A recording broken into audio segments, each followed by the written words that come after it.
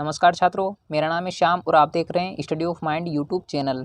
तो छात्रों, आज मैं आपको इस वीडियो में न्यूटन का शीतलन नियम यानी कि न्यूटन्स लॉ ऑफ कूलिंग, ठीक है, इसके बारे में आपको समझाने वाला हूं। तो इसमें से किस तरह से क्वेश्चन बनते हैं, सारी जानकारी आपको स्टेप बाय स्टेप इस वीडियो में समझाने वाला हूं। तो वीडियो के अंत तक बने रहें, बिल्कुल भी स्किप ना करें, आपको सारी जानकारी इस वीडियो में मिल जाएगी। तो चलिए वीडियो को स्टार्ट करते हैं। वीडियो को स्टार्ट करने से पहले अगर आपने चैनल को सब्सक्राइब नहीं किया है तो जो रेड वाला बटन है उसको क्लिक करके चैनल को सब्सक्राइब कर ले और बेल आइकन को प्रेस कर ले, जिससे आपको आने वाले ऐसे नए वीडियोस की नोटिफिकेशन सबसे पहले मिले। तो चलिए वीडियो को स्टार्ट करते हैं। तो ये हमारा है न्यूटन का शीतलन नियम, जिसे हम न्यूटन्स लॉ ऑफ कूलिंग कहते हैं, ठीक है। इसकी मैं आपको परिभाषा बता देता हूँ और फिर आपको मैं कुछ उदाहरण बताऊँगा, जिसकी वजह से आपको जो नियम है वो सबसे जल्दी समझ में आएगा, ठीक है। तो इसकी परिभाषा को हम कहते हैं कि किसी वस्तु के ठंडे होने की दर, ठीक है, किसी वस्तु के ठंडे होने की दर उस वस्तु के ताप, ठीक है, मतलब उस वस्तु के ताप तथा उसके चारों ओर के माध्यम के ताप के अंतर के समानुपाती होती है, ठीक है। समझ गए आपके, मतलब किसी वस्तु के ठंडे होने की दर मतलब उसको ठंडा होने में जो टाइम लगेगा उसका उस वस्तु का ताप, मतलब जो जितनी वस्तु गर्म है, ठीक है, उस वस्तु का ताप तथा उसके चारों ओर के माध्यम के ताप के, मतलब चारों ओर के वातावरण के ताप कर, मतलब जो वातावरण कितना गर्म है या ठंडा है उसके ताप के अंतर के समानुपाती होता है, ठीक है। तो हम कह सकते हैं कि ठंडे होने की दर अनुक्रमानुपाती वातावरण का ताप माइनस वस्तु का ताप, ठीक है। चलिए इसको मैं आपको थोड़ा समझाता हूँ। तो जब आपने दूध को देखा होगा, ठीक है, जब आप दूध पीते हैं तो जो दूध का गिलास रहता है इसमें दूध भरा रहता है, ठीक है। तो जब ये गर्म रहता है, अगर आपको जल्दी है और इसको पीना है तो आप क्या करेंगे इसको कि आपकी मम्मी क्या करेगी, आपको एक दूसरा जो पात्र लाएगी जिसमें जल भरा रहेगा, ठीक है। इसमें जल भरा रहेगा जिसकी वजह से क्या होगा, इसका जो वातावरण है, इस गिलास का आसपास का जो वातावरण है वो ठंडा हो चुका है, ठीक है। तो जो हमारा गिलास है, मतलब जो दूध का गिलास है, इसका जो तापमान है वो 60 डिग्री हम मान लेते हैं, और ठीक है, जो जल है वो इसका हम तापमान मान लेते हैं 30 डिग्री, ठीक है। अब ये जो जो गिलास है, ठीक है, इसको ठंडा होने में जो टाइम लग रहा है वो किस पर डिपेंड कर रहा है, वातावरण पर, जो कि इसका जो बाहरी वातावरण है इस पर भी डिपेंड करेगा और वस्तु के तापमान पर भी डिपेंड करेगा, ठीक है। तो अब देखेंगे हम कि 1 मिनट बाद जो ये जो आपका जो दूध का गिलास है जो 60 डिग्री पर, यानी कि जो आपका दूध है वो 60 डिग्री पर था, वो जो बाहरी जल के कारण, ठीक है, जो ये 1 मिनट में आपका जो 50 डिग्री हो गया, ठीक है, यानी कि 50 डिग्री हो गया। अब ये 50 डिग्री हो गया तो इसका कुछ वातावरण पर भी प्रभाव पड़ा होगा, ठीक है, यानी कि जो आपका जल है हो सकता है मतलब हम मान लेते हैं कि ये 40 डिग्री हो गया, ठीक है, यानी कि अब इसको जो ये 40 डिग्री हो गया। अब जो आपका जो दूध है इसका जो ये क्या हो गया 50 डिग्री, ठीक है, इसका तापमान 50 डिग्री हो गया, और बाहर का जो आपका जो जल है वो 40 डिग्री हो गया। अब आप सोचेंगे कि अगर 1 मिनट में आप अभी आपने जो देखा था कि जो 60 डिग्री था वो 1 मिनट में कितना 50 डिग्री हो गया, यानी कि 10 डिग्री माइनस हो गया। अब लेकिन अगर वो 50 डिग्री से उसको 40 डिग्री या कम आना पड़े तो उसको टाइम बहुत ज़्यादा लगेगा। क्यों लगेगा?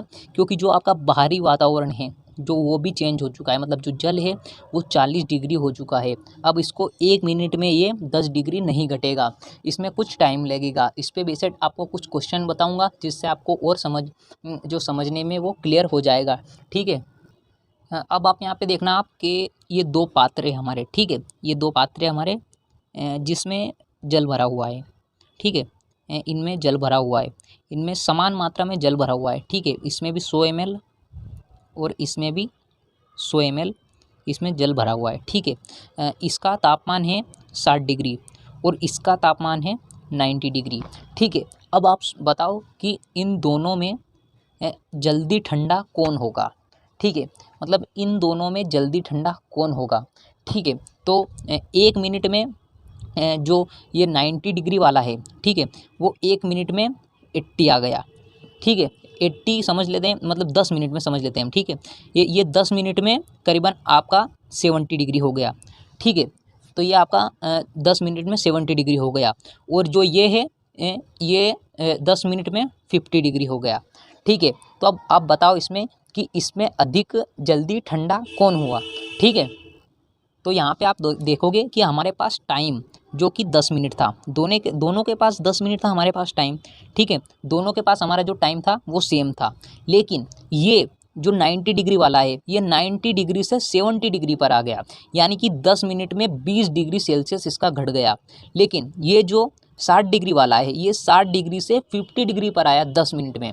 तो जो गर्म जल रहता है वो ठंडे जल की अपेक्षा जल्दी ठंडा होता है, यानी कि उसकी स्पीड ज़्यादा ठंडी होती है। अगर आप कहें कि इन दोनों में से ठंडा कौन है, तो ठंडा तो यही है, लेकिन ठंडा होने की स्पीड है जो इसकी 90 डिग्री वाले की ज़्यादा है, ठीक है। तो यहाँ से आप समझ चुके होंगे जो ये न्यूटन का शीतलन नियम है। इस पे कुछ आधारित प्रश्न जो कि परीक्षा में आते हैं वो आपको मैं अब बताता हूँ। तो इसमें से एग्जामिनर आपसे कुछ अलग तरीके से क्वेश्चन भी पूछ सकता है, ठीक है। तो इसको हमें समझना पड़ेगा। तो चलिए, हमारा एक क्वेश्चन है कि एक कमरे का ताप 30 डिग्री है, ठीक है, 30 डिग्री है एक कमरे का ताप हमारा, ठीक है। तो कमरे में एक कॉफ़ी रखी हुई है, ठीक है, एक चाय मतलब काफ़ी कुछ भी समझ सकते हैं हम कि कमरे में कॉफ़ी रखी हुई है। कॉफ़ी का तापमान, ठीक है, 60 डिग्री से 50 डिग्री तक आने में 10 मिनट लगता है, ठीक है। कॉफ़ी का तापमान 60 डिग्री से 50 डिग्री तक आने में समय लगता है, 10 मिनट लगता है, ठीक है। तो अब 50 डिग्री से 40 डिग्री तक आने में कितना समय लगेगा, ठीक है। तो हमने अभी पहले समझा था कि जो 90 डिग्री वाला जो पानी है वो जो दोनों की क्वांटिटी समान है वो जल्दी ठंडा हुआ था, ठीक है। लेकिन वो पूछ सकता है कि एग्जैक्ट टाइम कितना, मतलब कितने टाइम में ये ठंडा होगा 50 डिग्री से 60 डिग्री के। चलिए, इसके बारे में आप पूरा इसको सोल्व करके बताता हूँ, और फिर लास्ट में इसको डायरेक्ट कैसे करते हैं वो भी आपको मैं। तो चलिए इसका सॉल्यूशन स्टार्ट करते हैं। और सॉल्यूशन स्टार्ट करने से पहले अगर आपने चैनल को सब्सक्राइब नहीं किया है तो रेड वाले बटन को क्लिक करके चैनल को सब्सक्राइब कर ले, और वीडियो को लाइक कर दे, और ज़्यादा से ज़्यादा अपने दोस्तों के साथ शेयर करें, ठीक है। तो चलिए इसे सोल्व करते हैं, ठीक है। तो यहाँ पे हमें कमरे का तापमान, ठीक है, हमें कमरे का तापमान हमें यहाँ पे दिया है 30 डिग्री, 30 डिग्री, ठीक है, 30 डिग्री हमें कमरे का तापमान दिया है।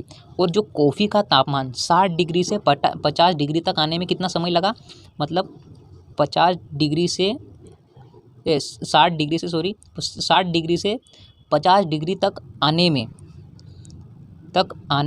में लगा समय, ठीक है। हमें कितना समय लगा आने में, 10 मिनट, ठीक है। हमें यहाँ पे कितना समय लगा, 10 मिनट, ठीक है। अब 50 से 40 तक, ठीक है, 50 से 40 डिग्री तक आने में हमें कितना समय लगेगा ये हमें ज्ञात करना है, ठीक है।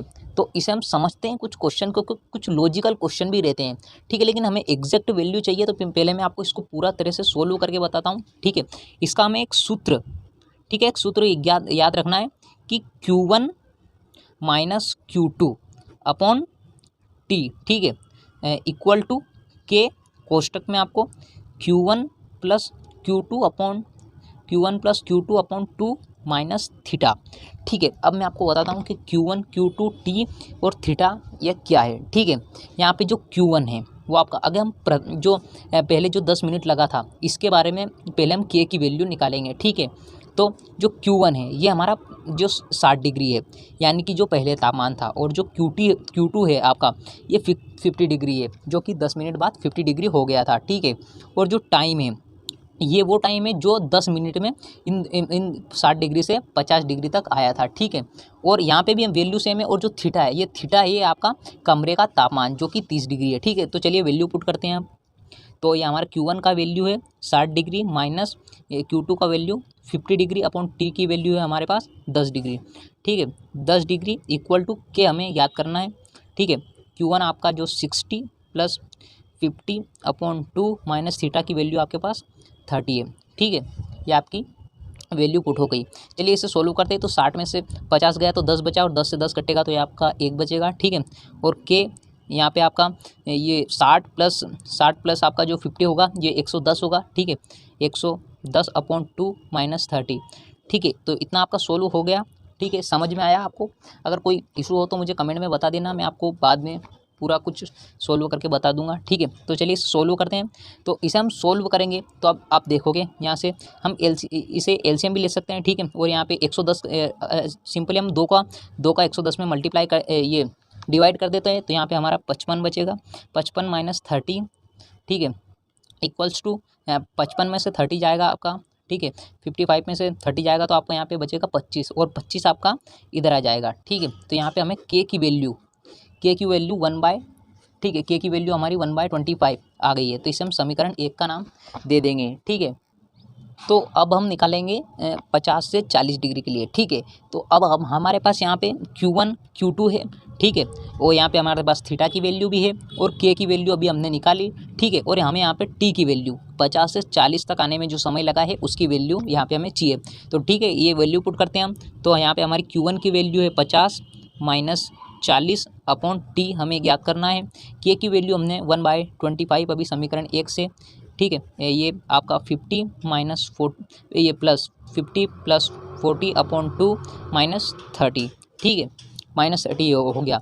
ये आपका 50 में से 40 गया तो यहाँ पे आपका 10, ठीक है, 10 अपॉन टी इक्वल्स टू 1/25, ठीक है। 50 और आपका ये 40 90 अपॉन 2 माइनस 30, ठीक है। इसमें ये 2 का डिवाइड करेंगे 90 में तो आपका 45 आएगा, ठीक है।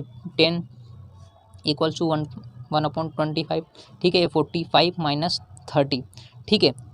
तो यहाँ पे आपका माइनस करेंगे तो 15 बचेगा, ठीक है। तो ये 15 आपका यहाँ ऊपर आ जाएगा, ठीक है। यहाँ पे अब हम इसको तिर्यक गुणा कर देंगे, इसका ऊपर और इसका नीचे। इसका इधर कर देंगे 10 का हम 25 में करेंगे 250 और टी का 15 में करेंगे और ये फिर 250 के नीचे चला जाएगा। तो टी इक्वल्स टू 250 अपॉन 15, ठीक है। अब इसका डिवाइड कर लेते हैं तो टी इक्वल्स टू 15 का एक बार, तो 15 एकम 15 10 बचा, ठीक है। तो ये 15 का 6 बार जाएगा, ठीक है, 15 का 6 बार जाएगा, फिर बचेगा तो फिर 6 बार जाएगा। तो ये आपका 16.6, यानी कि आपका 50 से 40 डिग्री तक आने में आपका जो समय है वो 16.6 मिनट लगेगा, ठीक है। तो ये आपका आंसर होगा, ठीक है। तो यहाँ पे आप देखेंगे कि अगर आपको वो जो 4 ऑप्शन देगा आपको, तो अगर ऑप्शन दे दे तो आप इसके डायरेक्टली कैसे सोल्व कर सकते हैं। अब आपको वो क्वेश्चन दे दे और यहाँ पे ऑप्शन दे तो हम अब ऑप्शन में हम आधे ऑप्शन को हटा भी सकते हैं। अब कैसे हटा सकते हैं, क्योंकि हमने अभी पढ़ा कि जो आपकी वैल्यू है वो सेम तो रहेगी नहीं, क्योंकि उसको 60 से 50 तक आने में 10 मिनट लगा था, तो 50 से 40 तक आने में उसको डेफिनेटली ज़्यादा टाइम लगेगा। और इससे कम मतलब थोड़ी ज़्यादा भी नहीं हो सकती, क्योंकि ज़्यादा ही रहेगी।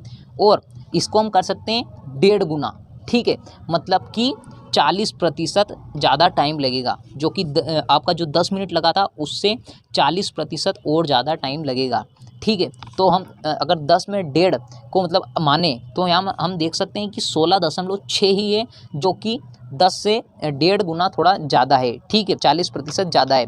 और जो 37 है ये तो बहुत ज़्यादा हो गया, ठीक है, 10 दूनी 20 और 30 तो बहुत ही ज़्यादा हो गया, ठीक है। तो हम इसे डायरेक्टली भी सोल्व कर सकते हैं कि यहाँ पे 16.6 आ सकता है। तो आप इस क्वेश्चन को आप पूरी तरह से समझ चुके होंगे। उम्मीद करता हूँ आपको ये समझ आया होगा। अगर कोई डाउट है तो मुझे कमेंट सेक्शन में बता दें, मैं आपको ज़रूर क्लियर करूँगा। इसके माध्यम से आपको इस वीडियो के माध्यम से मैं समझाना चाहता था।